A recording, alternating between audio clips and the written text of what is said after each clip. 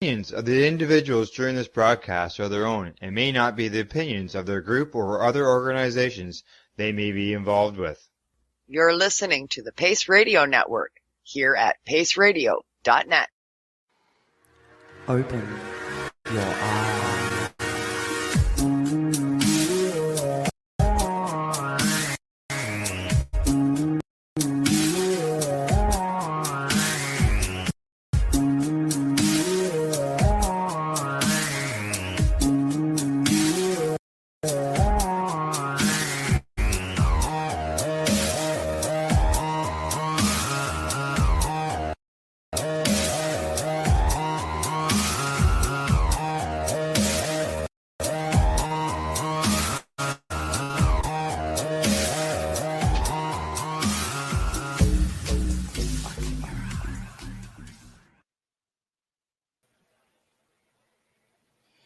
Hello, everyone, and welcome to today's edition of Open Your Eye. I am here with my joint host, the lovely Miss Cindy Howell is in the house, and of course, I am Kim Cooper, your joint host here on the Pace Radio Network with our very first live video podcast joining the station here. How's it going today, Cindy? I'm doing really, really well. How are you doing this morning or this afternoon, Kim? This afternoon already, yeah. It's the morning just went and zipped right on by. I'm not one to complain, but I will let our audience members know that I am under the weather. I suffer from a condition called pancreatitis, and I am in the middle of a pancreatitis flare-up. But I'm here, and I'm going forward, and I'm smiling, and we're going to do it. We are here. And we're going to do it. So if you see a funny face every once in a while, or you see my avatar appear instead of me occasionally, it's because I have to deal with some issues with pain, but I'm still here. And we've got a great guest today. Yeah, I'm really excited to chat with this lady. Yeah, me too. The lovely Miss Karen Wookey is in the house, and she is a really, really, really busy executive producer herself that is working currently live on location and has taken, 40 minutes out of her busy day to join us here on OYE. So we're going to get her in right away and not waste any time. We're going to do our news item at the end of our interview with Karen. Let me present, please, ladies and gentlemen, the lovely Miss Karen Wookey. Hello, Karen. Hello. Greetings. Greetings. You are just fantastic for pulling out 40 minutes out of your very busy day to come and join us and chat with us about psychedelic therapy here on Open Your Eye. It's my pleasure. It's a really exciting space these days that's getting a lot of attention. But you, my dear, are not new to this at all. No. Yeah. It's true. I'm going to date myself.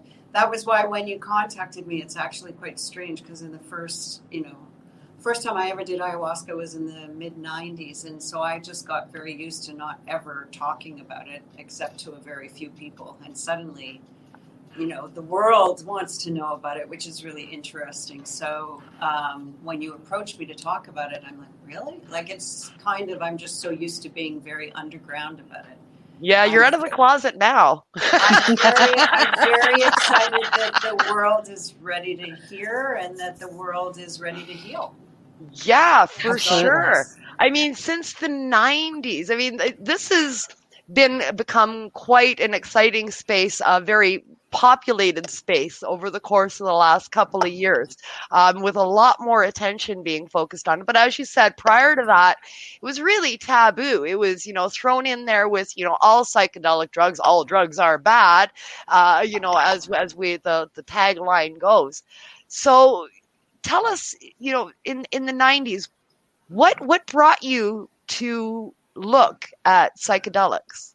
Well, I always say, I've certainly played around in in my late teens and that with mushrooms, and I think I did acid once. But I always say I've spent most of my time with ayahuasca, and I always say, when you're ready, she finds you. So it was quite I'm certainly interested in the bizarre and unusual, always have. Met a really interesting guy who was half Bolivian, half American, long red beard, looked like a leprechaun, and worked with ayahuasca.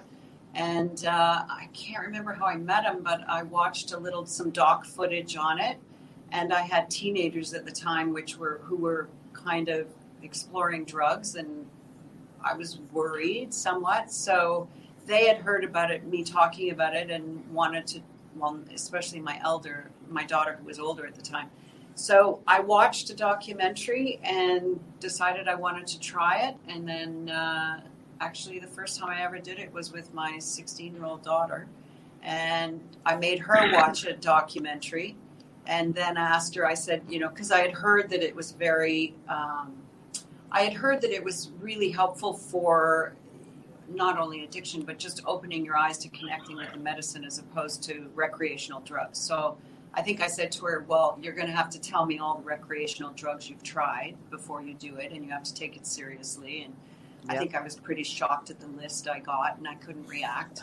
But so the next thing I knew, I invited him, and we blacked out all the windows, took the furniture out of my first floor. 8 people showed up I didn't know. And that was my first ceremony, which was pretty life-changing. I'm still, obviously, because, and I think people react differently, but for me, it was just, I'd found my way home. Wow. Couldn't talk about it. And you can't tell nobody. I mean, you've had this life-changing experience. It's like, and I have to shut up now. Couldn't talk about it. Couldn't tell anyone. We did regular ceremonies like that from then on, and then it wasn't long before I went to Peru to work with his teacher, who was Don Augustine, who was. I mean, I've now worked with many, many different shamans all over South America, but I keep trying to find him because he doesn't speak English, and I'd go back in a heartbeat. He was extraordinary. So, and I took my son at that time was probably 15, same, and I took him with me, and we spent, 3 weeks in the jungle with him, and then that was it. I mean, even the physical healings that I underwent and have now witnessed many times. I've witnessed probably a handful of miraculous healings, but most incrementally over time, she will change your life. So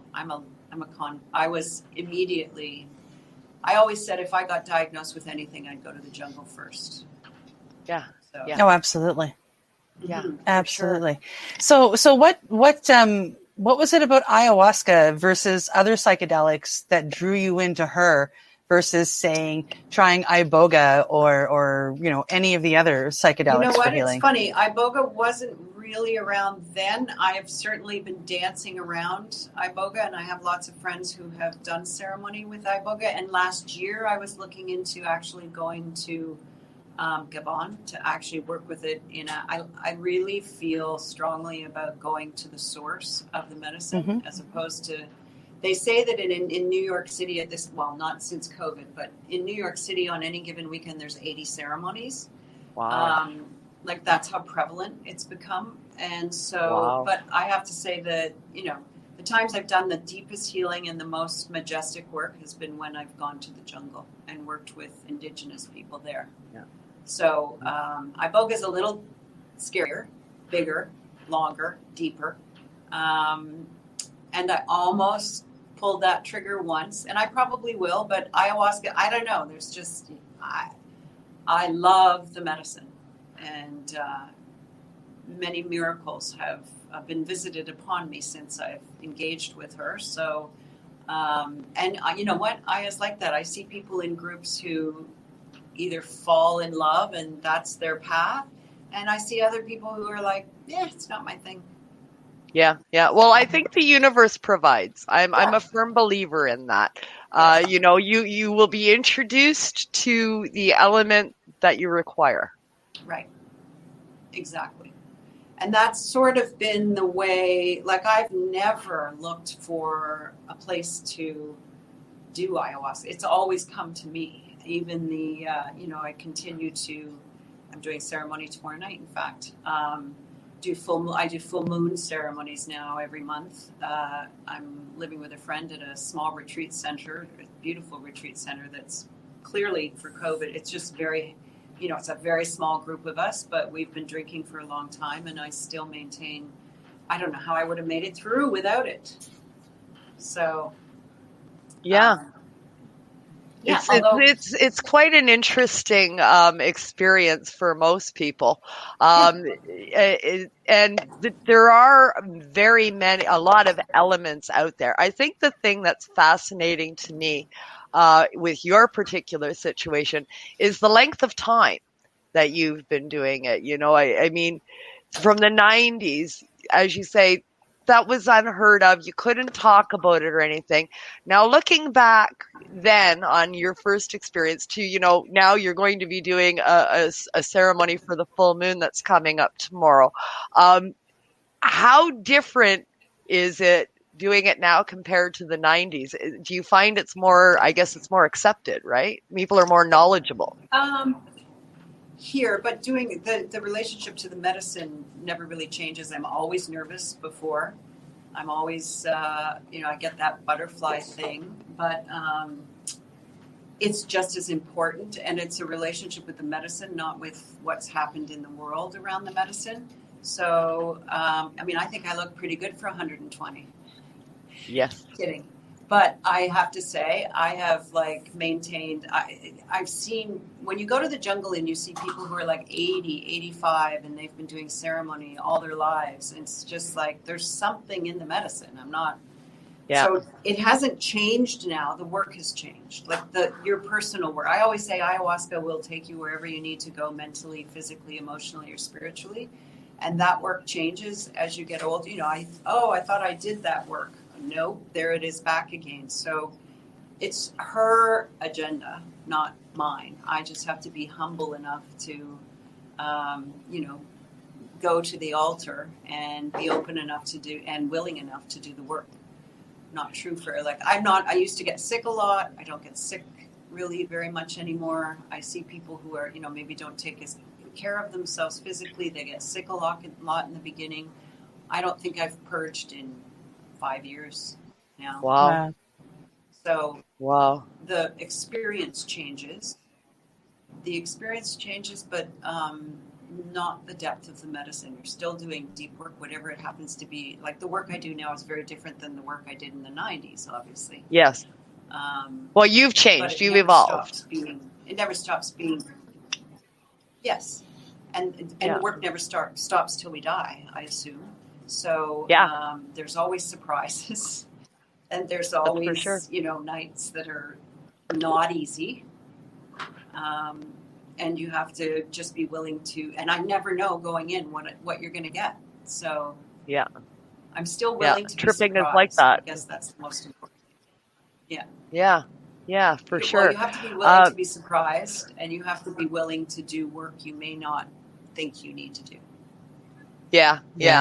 Yeah, we were talking about that, with ayahuasca, I've never done it, so I don't know for sure, but I would assume for everything I've learned so far that it's very similar to some of the other psychedelic medicines out there, such as, psilocybin, and iboga, that you could embark on the journey of the day, for your healing journey, expecting or wanting one particular path to happen, but that may not be the path that you go on. But whatever path you wind up on is where you should be, even if it's not where you want to be. Well, I was going to say with, you were saying earlier you have pancreatitis. I have just one miraculous story. A woman I met at a group that I do ceremony with had a very, very rare, I can't even remember the name of it, but she had literally booked her day to, what's the word when you choose to end your life? So she had booked her euthanasia. Day. Her life was down to, she had full-time care. She couldn't get off the couch. And she ended up having a conversation with Gabor Mate, who I don't know if you know, but yes, all things. And he said to her, can you move? Can you get on a plane? And she couldn't. He said, would you be willing to do ayahuasca on your own? And she said, yes. So she did some for, I think, 6 weeks in her apartment, literally not pretty, not easy. Got to a place where she could move, and eventually got on a plane and went down and did a workshop with him doing ayahuasca. And on the second ceremony, at the end, she could walk. Like, she needed help getting up, but she could walk. So she has stayed with it now for, that was probably 8 years. And I just saw, she just came back from the jungle, and she looks unbelievable. She just went down and worked with Shipibo healers there. And she's just like, she's going to be fine. Okay, see, now. So Kim, the Kim, brain come is just with me on my journey. My Kim. brain is just spinning now. Come Yeah, with me. yeah. I've always now I'm a user, a consumer of psychedelic therapy, but I use it to treat, my PTSD and my depression and to keep me level-headed. I use it for the opening of the third eye, so to speak. Hence the name of our show. But the healing properties on a physical level, this is something I've not explored. Well, have you looked up Jack Kungle? I know Jack. Because he's sure healed himself with, and listen, I microdose as well, and I really love it for what it offers me psychologically, but I have seen enough miraculous, and let's be honest, the medicine is inviting each person to heal themselves.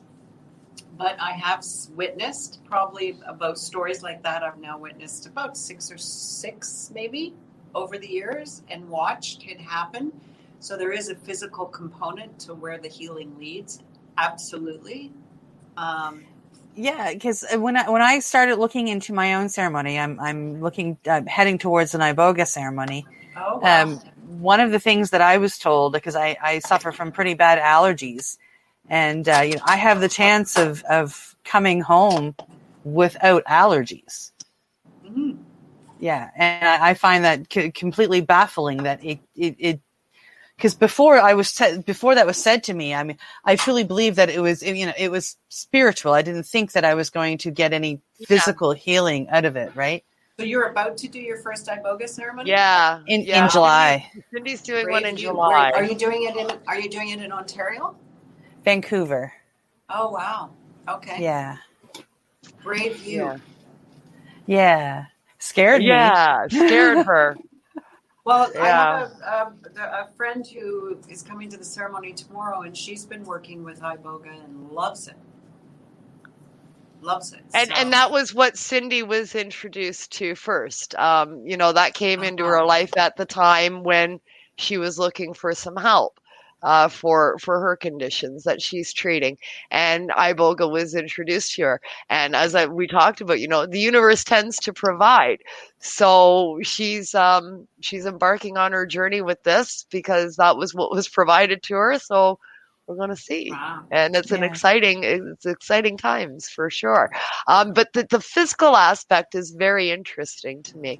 I think the large majority of the population looks at psychedelic therapy for the mental aspect, for dealing with traumas and learning how to cope. Very little discussion about the physical aspects. But once you heal yourself emotionally, like the ramifications, I mean, if you follow Dr. Mate, if you've ever read When the Body Says No, what happens in the emotional body eventually happens in the physical body. So if you want to get to the root of healing whatever you have to treat. You have to start there. And Jack Kungle's a living example of that. All the people in that dock were all terminal. They're all walking, breathing, living because of the medicine and how they worked with it. Now they were willing to totally change their lives, totally, it's not just about that, but they all took on that task and have achieved it. Not easily, but it's certainly available to all of us. And now I know he works with mushrooms and cannabis oil. Yeah. But I've met all those people, and they're all walking testaments to people. All 6 of them were terminal. Yeah. It's amazing. That's Yeah. amazing. Yeah. You know, both Cindy and I are already using both those elements, psilocybin as well as cannabis, for our treatment regimes. And Cindy's expanding with the iboga. I'm interested in learning more about ayahuasca now, for sure. Yeah.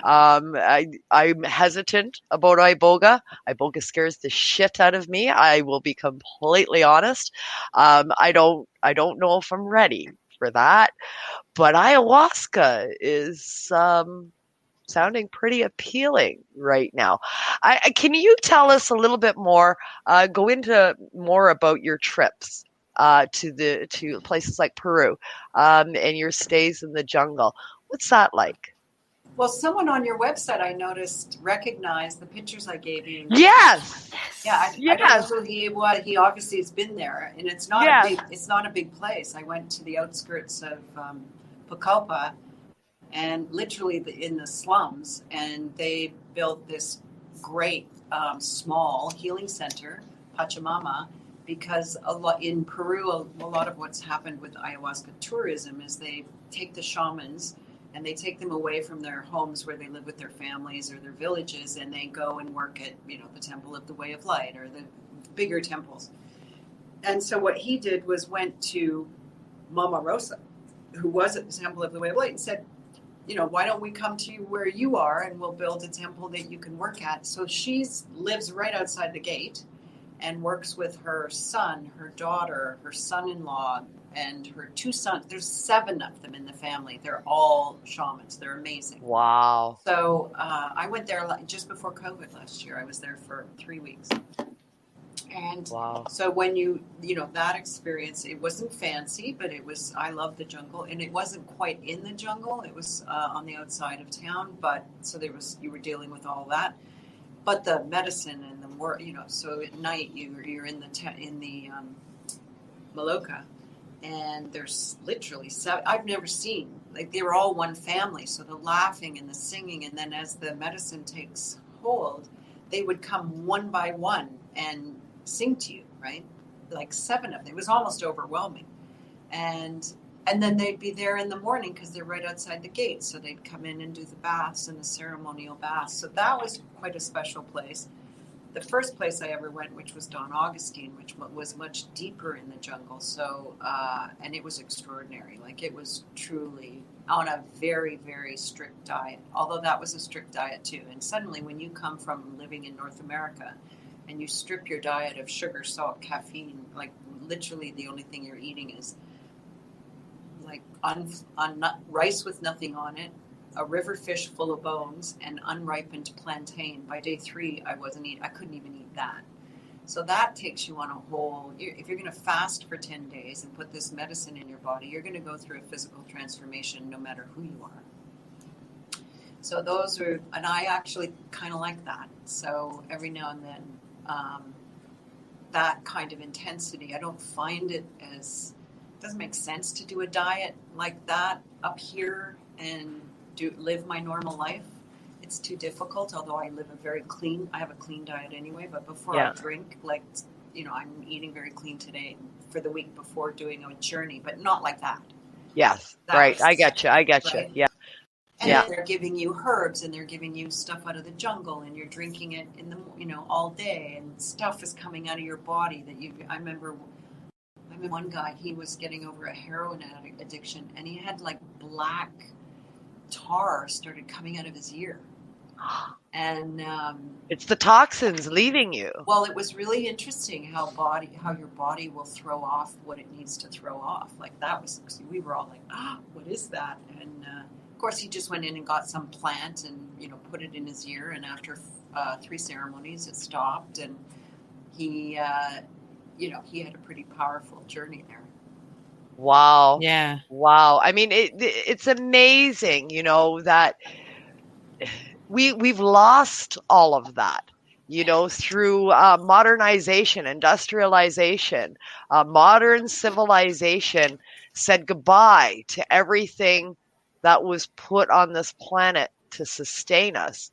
And we gravitated towards everything that man has created to harm us. Well, we've tried pretty hard, but it's still there. It's still, I'm a big herbalist as well. I use a lot of herbs for healing that, grow everywhere. And so it's an attention, it's just an attention choice. So yes, you're right. And it's getting harder and harder, especially, the last year. Yeah. So to stay present and stay focused and stay all of those things. But, I stopped watching TV last October. That was a big game changer right there. Yeah, it's huge. And you just have to find the tools that work for you. So, diet is everything, and plants are still, I was told once by a herbalist that, plants will grow around you that you need. So if you pay attention and if you notice, sometimes there'll be just something that doesn't go. So it's up to us to turn our attention and learn and focus and ask and utilize with and live with respect in that world, while we're trying to make our way in this world that wants to strip all that away. Yeah. Diet is huge in all of that. And what we put inside our bodies is everything. So getting back to more of a natural food sources is extremely important if anybody's looking to go on these journeys with psychedelic medicines to help them, whether it be the emotional, the physical, or the mental effects that you're looking for, or all of the above.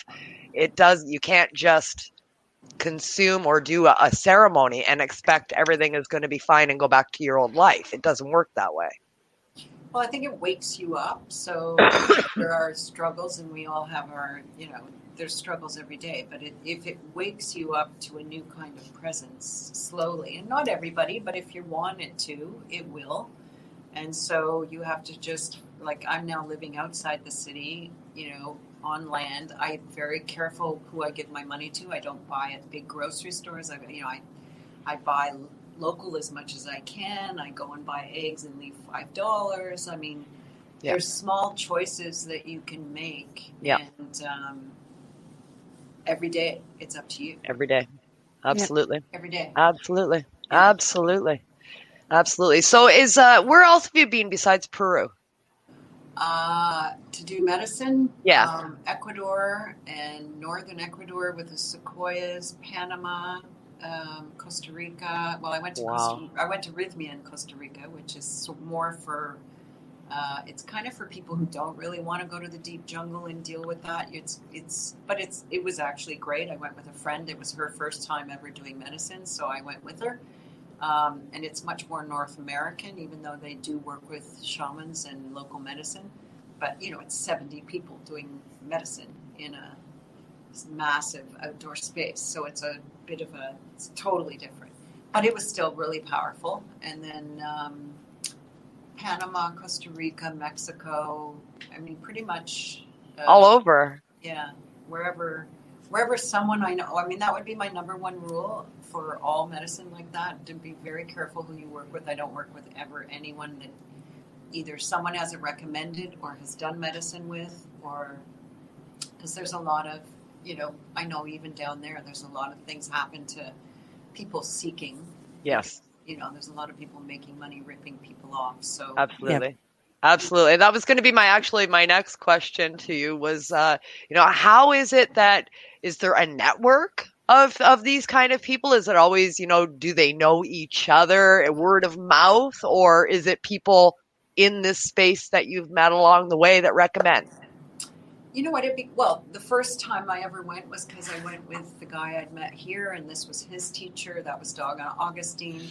You stay among, once you start, you meet people and you stay in community. So I'm still in touch with the people I was in Yalapa with last year, or not Yalapa, Pucallpa with last year. And, they'll tell me, one of them was in the Sacred Valley working with San Pedro, which is also a beautiful medicine. And I've worked with San Pedro a little bit, but I'd like to more. So they'll suggest somewhere or some way, or the community is huge, and there's lots and lots of people in places. And once you sort of get into it, now everyone in the world has exploded in terms of, which is not a great thing for the jungle or for, I know Ayahuasca is quite depleted. Yes. But for sincerely seeking that, there's way more avenues. There's books that have been written. There's websites. There's, there's way more available than ever was. So if you want to explore, it's there to explore. Another natural medicine. And of course, Cindy and I both got our start with natural medicines with cannabis. As everybody is very well aware, we're both extremely high advocates for cannabis, and that led us on the path to other natural medicines, which led us on a path to psychedelic therapy and using psychedelics as medicines. But there are a lot of parallels I'm finding as this show goes on and we talk to more and more people in this space. There are a lot of parallels, it seems, with cannabis from years ago when we had underground cannabis. We had underground clubs in Toronto in, the 80s and the 90s and the early 2000s. And there was, dispensaries and compassion clubs and even vapor lounges that were there. And you didn't know they were there unless you knew they were there, and nobody knew about it. And you had to have a friend of a friend, and it was all underground. It was like, oh, this guy told me about this. So you'd go and you'd find it. It's like, oh, look what's here. And, there was the product, the medicine was there. It was great. It was fantastic. It was plentiful. There was a lot of help, and it was a fairly active community.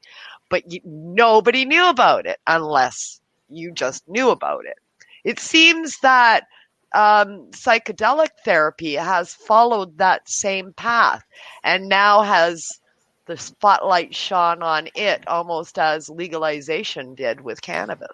Well, now there's a big push for psilocybin therapy, which is really right, interesting because they're only allowing them to use synthetic for clinical trials, and my thing is but now there's many, many therapists working with it. I've been trying really hard to kind of understand more just the history of mushroom, and I'm all about mushroom everything.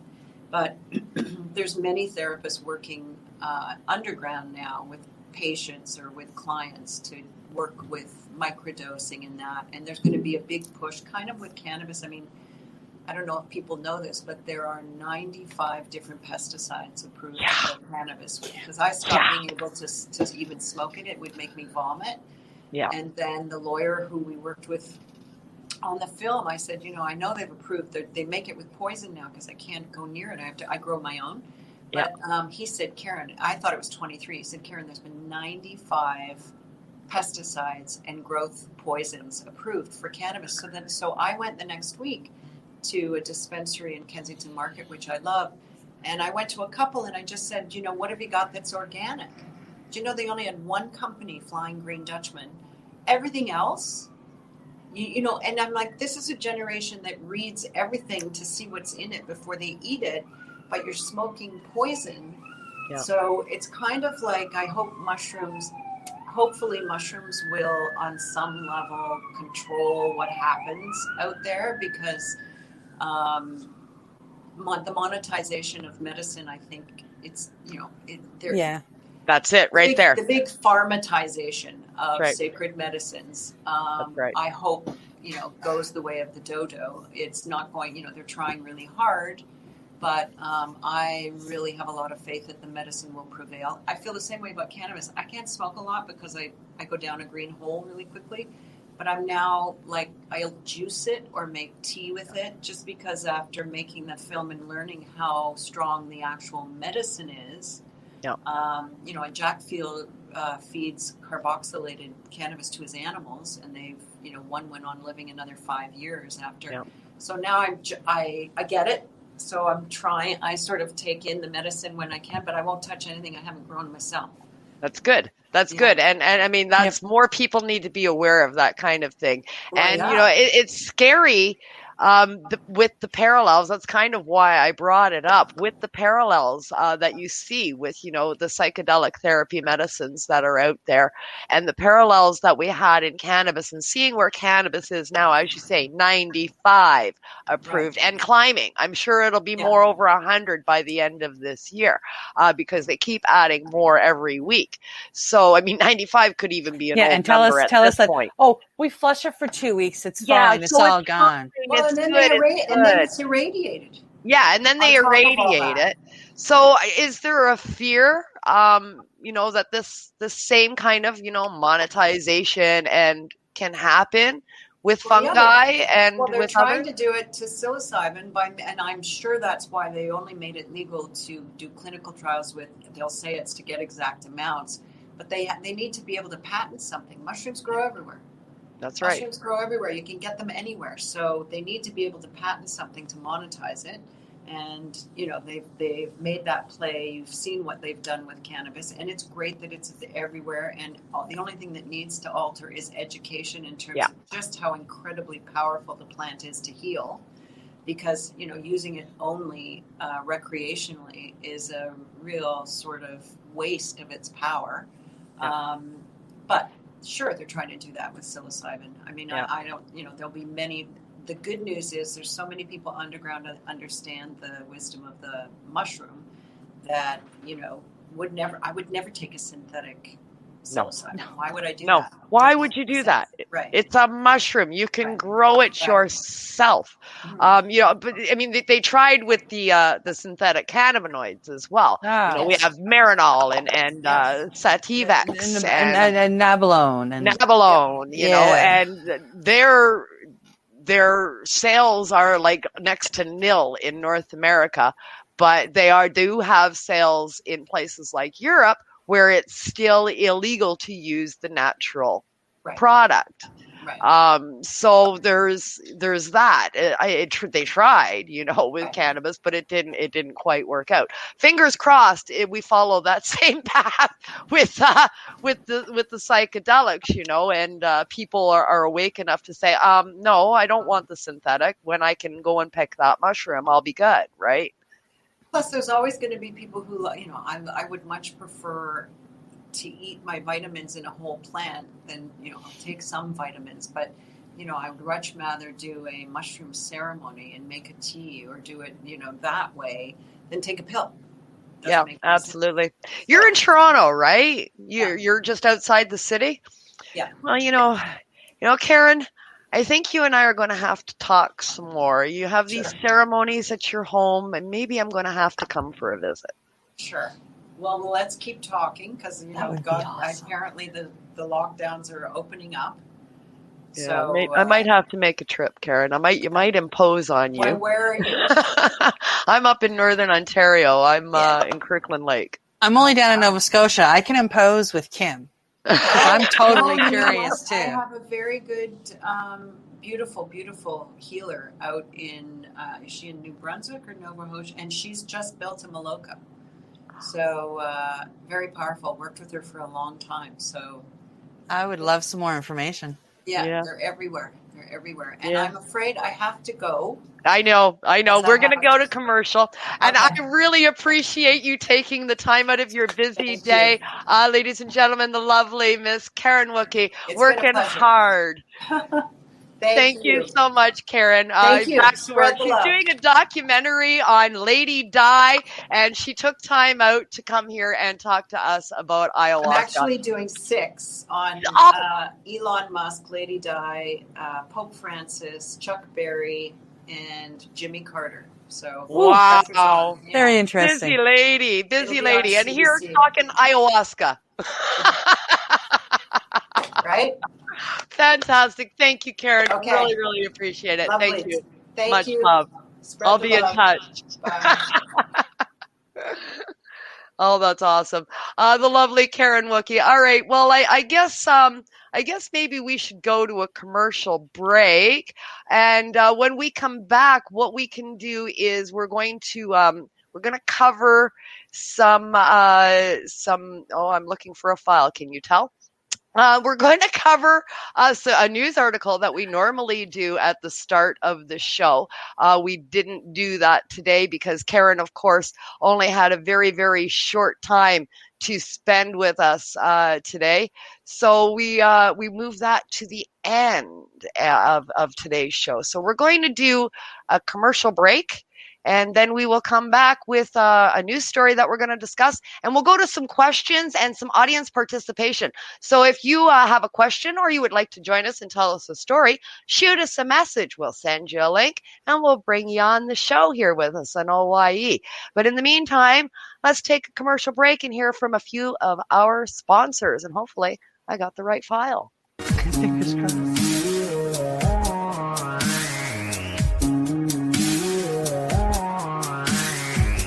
You're listening to the Pace Radio Network here at paceradio.net.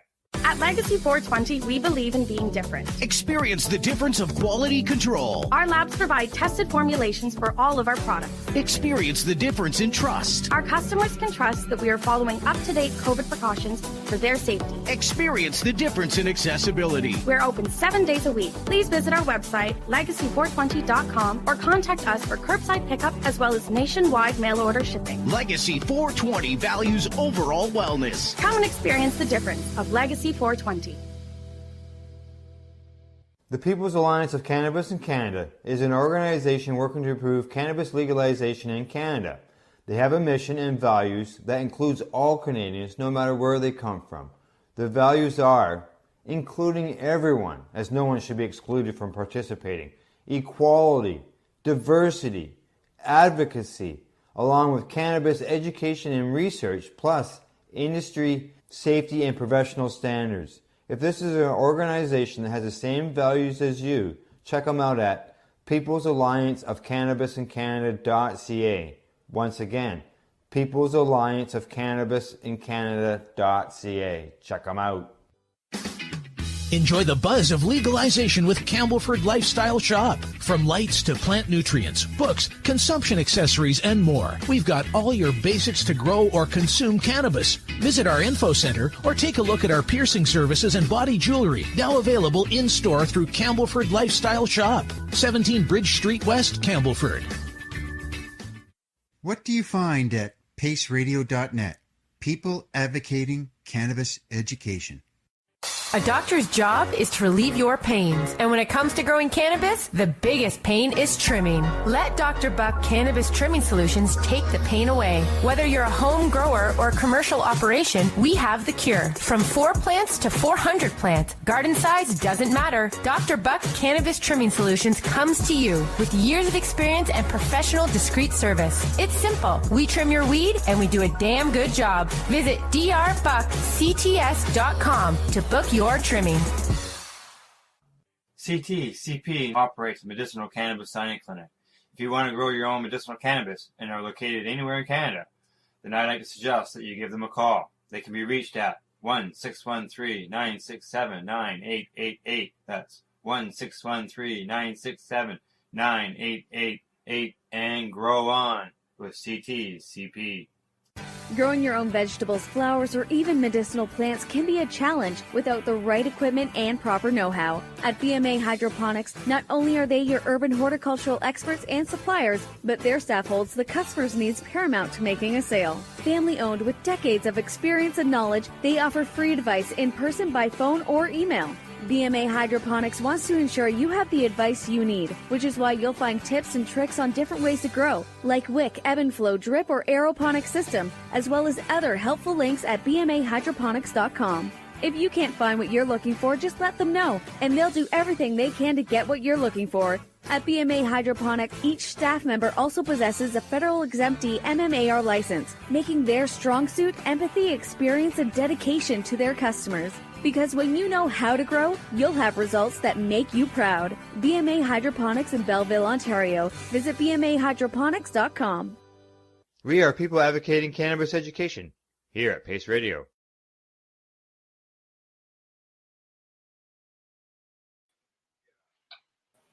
And we are back from our medication session here on Open Your Eye, and you are listening to us on Pace Radio Network on our video podcast here at the network, the first one at the Pace Radio Network. And the audio podcast will be uploaded to Spreaker afterwards and available at the station at the conclusion of the show. It was a great interview with awesome. With Karen. It's too bad she couldn't stay longer. I mean, I have so many more questions and so many other places I wanted to go. We're gonna have to have her back for sure. We always say that, but like, I mean, there's a few people that I would really love to have back, and she's definitely on that list. Yeah, for sure. I mean, she's so busy. I mean, I'm thankful to her that she was able to, dedicate 45 minutes of her time to us today, out of her busy day. I mean, she's in the midst of filming 6 documentaries. She's, of course, was the producer for one show that many people watch around the globe that has anything to do with any of this, and that's Ice Road Truckers. She produced that as well. I really liked that show, and I didn't know she produced it at the time. It's like, oh, you did that one too? Oh, that's so cool. So yeah, she's quite the interesting lady for sure. Yeah, I've got a few trucker friends that are going to be like, you know who? Like, yeah. Yeah, I know her. Oh, that's fantastic. I didn't realize she did that. That's quite a difference from doing some of the documentaries that she's doing now, such as Jack's Garage, right? Yeah. Just, telling people's stories, right? And making sure that the information gets out there. Icons, like Elton John and Lady Di, and then you've got Ice Road Truckers and Jack Kungle. Yeah, she's quite versatile. Yeah, for sure. And extensively traveled. I mean, holy shit. I don't think there was a South American or Southern country that she named. There isn't any left that have psychedelic therapy. She's been to all of them. The only one that she was talking about going to was the same one that I would like to go to in Africa for the Iboga knowledge. Yeah. So like that's the only one place that she hasn't seen yet. It's kind of cool. Yeah, very interesting. Very knowledgeable lady. Very knowledgeable lady. Very, very knowledgeable lady. Quite interesting stuff for sure. It was very interesting to talk to her. I'm anxious to explore more about ayahuasca with the physical healing aspects of it with my current conditions that I have. Very interesting stuff to me. Yeah, that was, I mean, like, when she listened to you, she's very attentive when she listens, obviously, but when she's told that story, it's just like, oh my gosh, that's something that you definitely have to look into. If it can help you even, 1% of what it helped this other person she was telling us about, I mean, that would be great joys. I mean, bedridden with your expiry date stamped, and now you're taking trips to the jungle. Yeah. I mean, wow. Yeah. Wow. Yeah. Jack's Garage. I'm just gonna address a couple of the comments here. Sure. Mary Williams is saying she loved Jack's Garage, and that opened up and showed his real love for others. Absolutely, Jack's quite the guy. 1 in a gazillion, never mind million.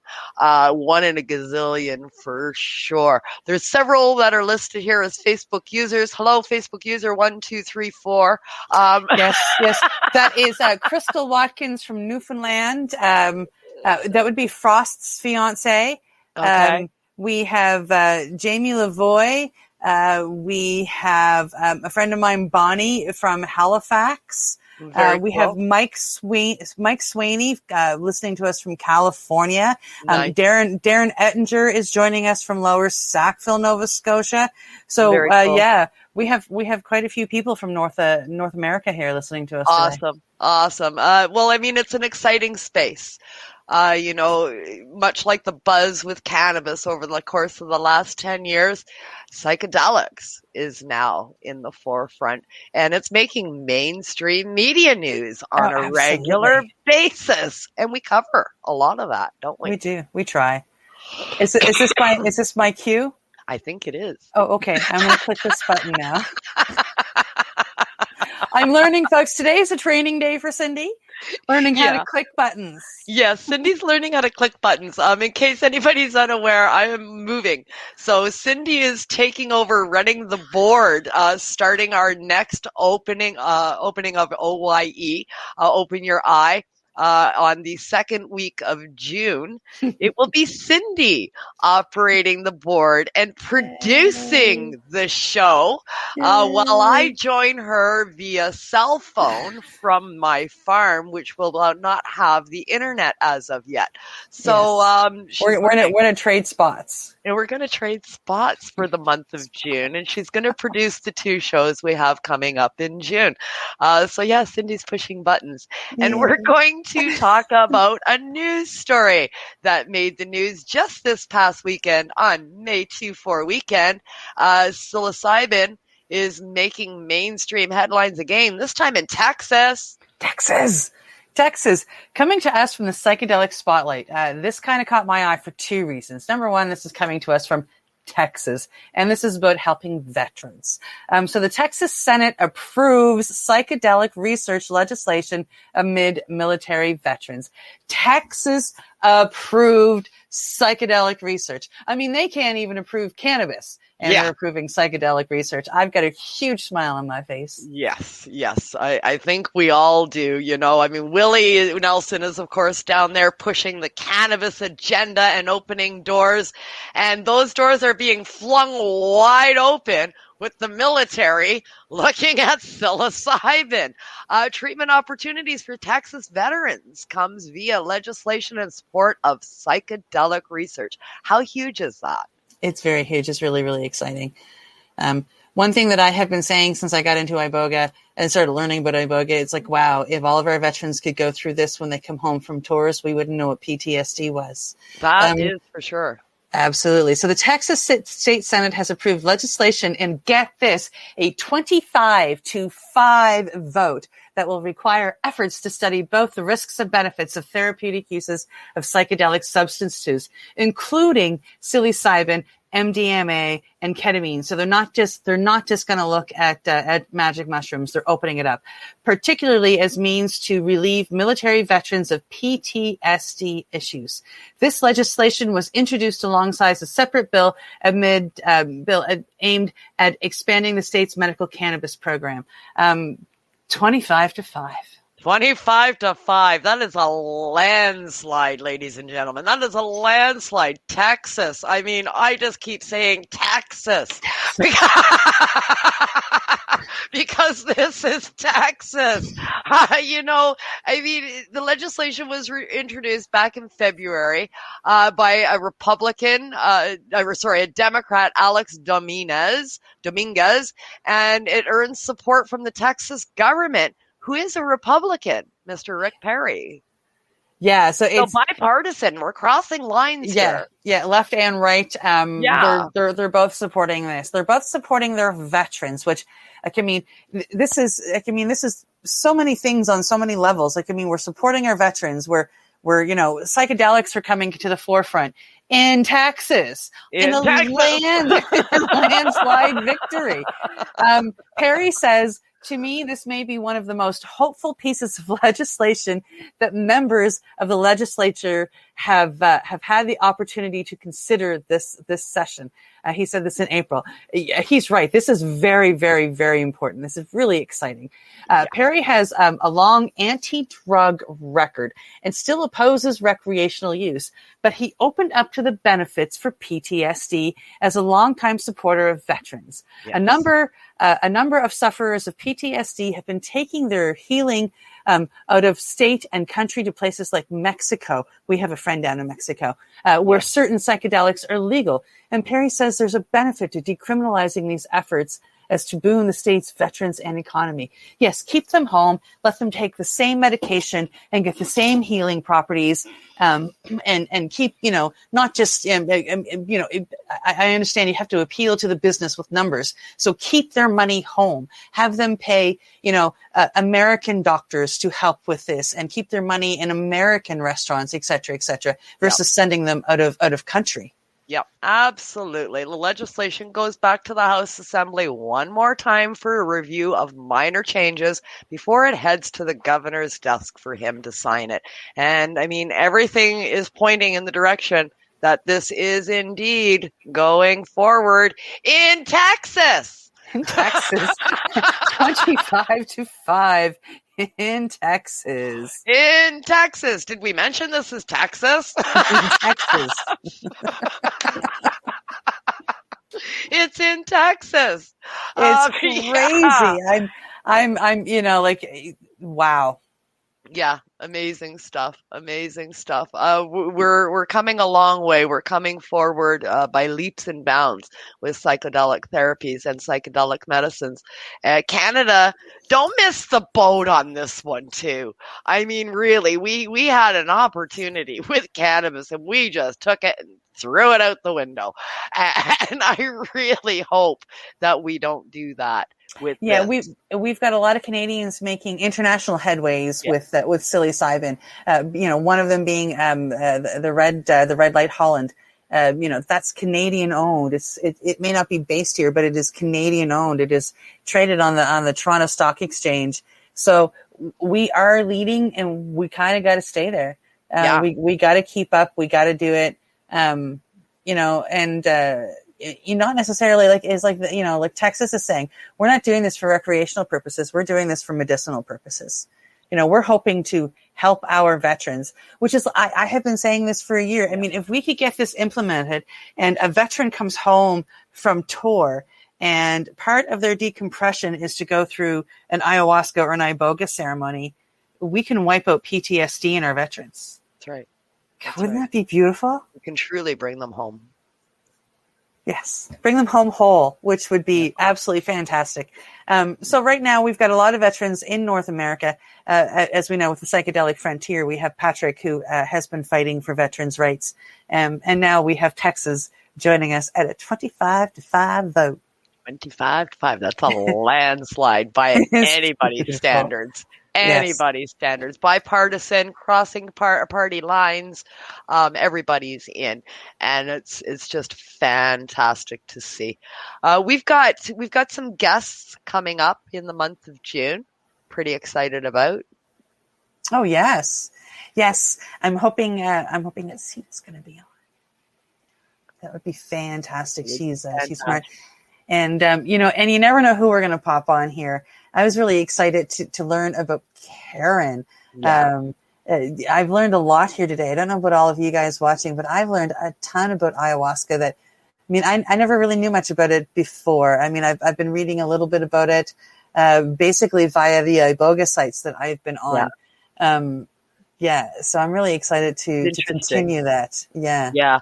The physical that caught me by surprise. I was aware of course, the physical aspects that happen because of the mental, those things being tied, depression can cause ailments and that kind of thing.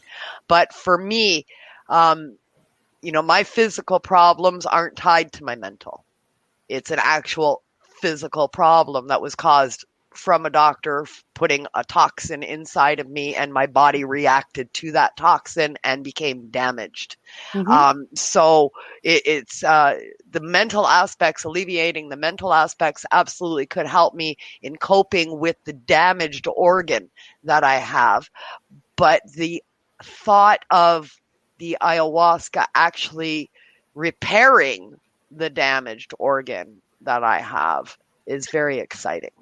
Yes, it can help your body. It can aid your body in repairing the damage that's been done. I was told the same thing with iboga. Like when I'm speaking to any of the guides that I have spoken to, and I've spoken to 3 or 4 of them now, most of them on the show. But all of them have said that expressing my desires to get out of Nova Scotia, where I'm allergic to the trees, and they're like, well, yes, if you come here and go through the iboga, you're going to go home and never have to take an allergy pill ever again. And I'm like, yeah, right. They're like, no, seriously, it can help your body fix that part of it that is allergic to things. And I'm like, I want to go even more now. right? Yeah. But it's hard for us to wrap our heads around that. It's kind of look at them like, huh? Because we've been the education and the experience, personal experience as a child of growing up as a teenager in the 70s, personal experience, our whole view on psychedelics, our mind, right? Opening the third eye. You're going on a trip. You're going to see shit. You're going to get in touch with yourself, your inner self, all of the mind, never surrounding physical. Yeah, I mean, but I remember having maybe not identical thoughts, but similar thoughts on cannabis. Like a number of years ago when I first received my prescription, I'm going to be, definitely honest. I wanted that little piece of paper so the cops would leave me alone. Most did in the beginning. Now, little did I know that when I got that piece of paper and a couple months later, I got some education and somebody handed me a bottle of canna caps and said, take, one of these in the morning and one of these at night. Little did I know that my life was going to change the way it changed. Not just, physically, it didn't just help cure the pain, but it gave me the first fighting chance against my PTSD. It led me to mushrooms, right? Which has led me to iboga, which has now led me to ayahuasca, which I've now found out is kind of the backwards way of doing it. But I'm a Newfoundlander, so I do things backwards. So, so that's okay. So I remember thinking this way about cannabis. Like, I got my piece of paper now, the cops can go away. And then 3 months later, realizing that, oh, wow, like this thing. You guys are right. This is really a medicine. Look at things changing. Look at me drop, pharmaceuticals. And I kind of see, fun guys, psilocybins were kind of like the next step for me. And they've helped me heal my PTSD even more.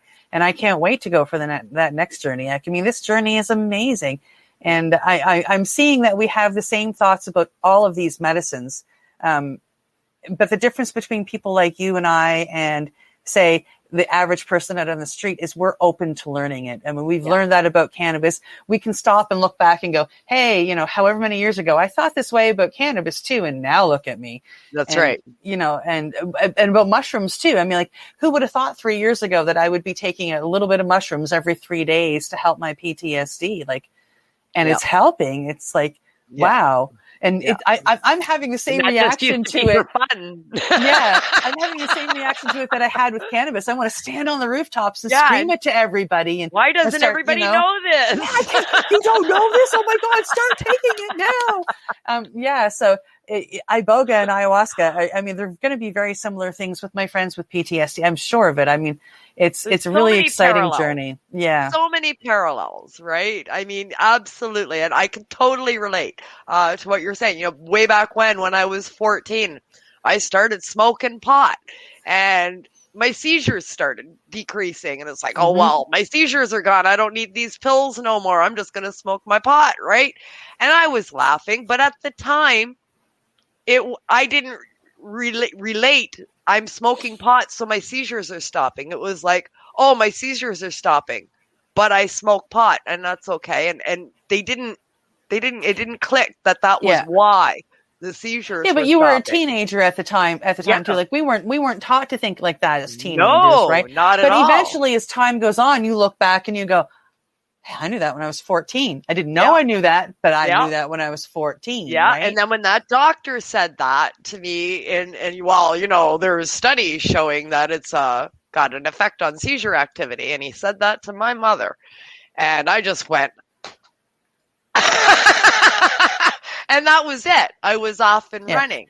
And I found out cannabis was a medicine. But when I went in there, and for her to bitch me out at the doctor, I was ready to defend myself just to say, I just want to smoke pot and there's nothing wrong with it. And I had no medical reason for it at all. He gave me that and I grabbed it.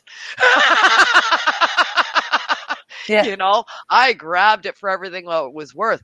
But at the beginning, when he first said it, I looked at him like he had two heads because I was 14 years old and I didn't believe that cannabis had medical properties, but I'm like, hey, he's going to let me smoke dope without getting in trouble and telling my mom that I'm allowed to do it? I'm all in, right? But then you find out they're right.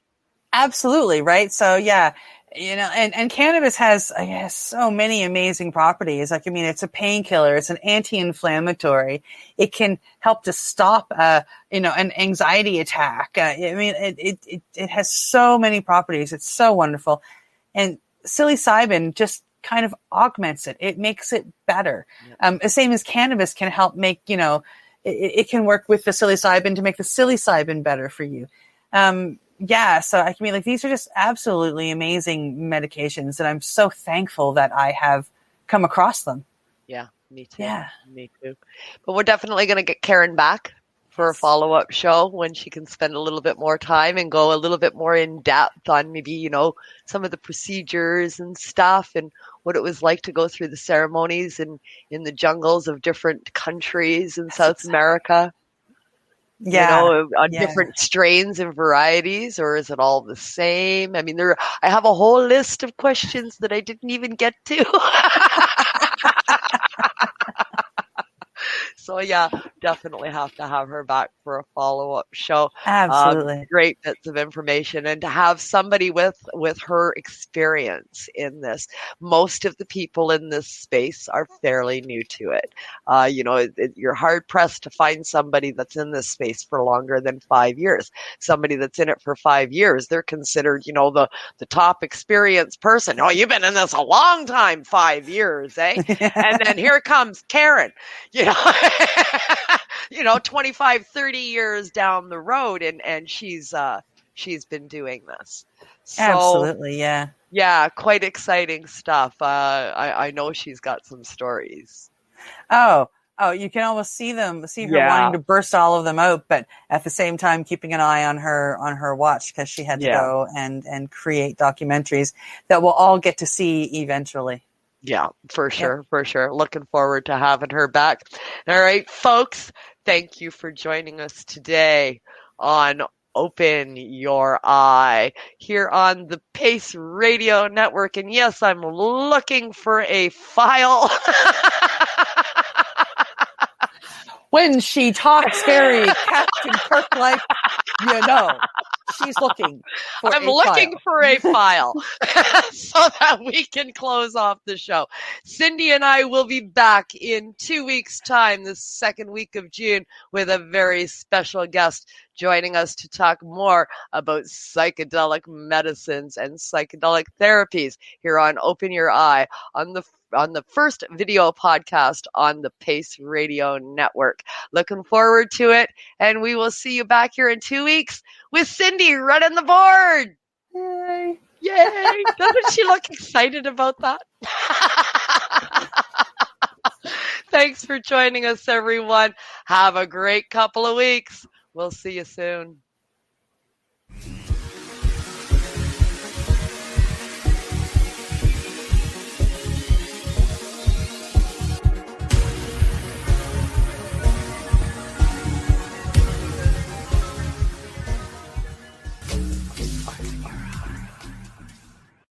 The opinions of the individuals during this broadcast are their own and may not be the opinions of their group or other organizations they may be involved with. You're listening to the Pace Radio Network here at paceradio.net.